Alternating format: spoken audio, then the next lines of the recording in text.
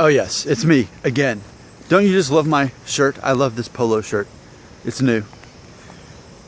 What we need to talk about is there's this paradox when it comes to hair loss and our identity. I've probably said two things that may sound like they oppose each other. So I want to make this video today to explain those two. I've talked before about, the first time I talked about it, I said, hair loss doesn't define you. You are not your hair loss. You're your own person, and whether you lose your hair or not does not define you. If you identify as a person who's losing their hair, then you're never going to be happy.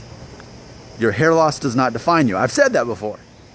But then, since then, I've also said how it's very important to embrace your identity as someone who's losing their hair.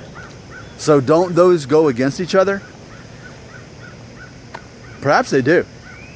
But I think that's part of why I walk this fine line of confidence, and that I can marry those two together and it makes sense to me. That I can know I'm not defined by hair loss as far as it doesn't own me. I'm not a slave to my hair loss. I'm not less of a person because of hair loss. And I think a lot of people think that about themselves. They think that they're subpar to other men because they're losing their hair. They think that they're not equal. In their own mind, they make themselves less of a person because they have hair loss. So in a sense, they negatively identify as some loser. He's losing his hair. I'm not as good as everybody else because I'm losing my hair. There's that going on. And that's what I'm against. The thing I'm for, though, as far as identity and hair loss, the thing I'm for is this. Saying, you know what? I own this. Instead of my hair loss owning me, I own my hair loss. I admit it. I'll walk around with an exposed hairline if I feel like it. I could have a hairstyle right now that would help cover this and make it more straight across if I wanted to.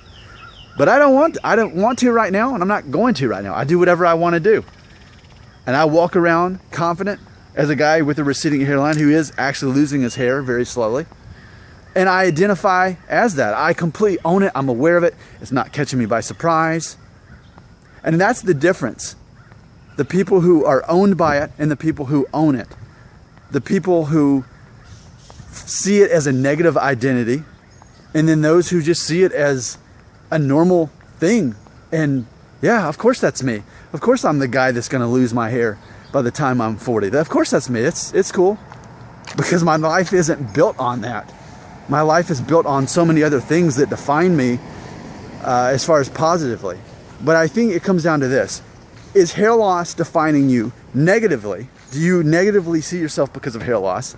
Or can it be a positive thing that you can be so confident of a person that, yeah, I'm just like so many other guys. I'm losing my hair. I'm a normal guy. And I think I crossed that line at some point. I don't exactly know when. I crossed over to the positive, and I just stopped seeing it as a negative. But I think a lot of people are stuck on that negative identity of hair loss. Does that make sense? That there's those two camps, and that until you cross over, you just get stuck and depressed and anxious about it, and you freak out about it, and you get obsessed with it. I argue that I've crossed that line. I own my hair loss. My hair loss doesn't own me. But I think for a lot of you, you're still letting your hair loss own you.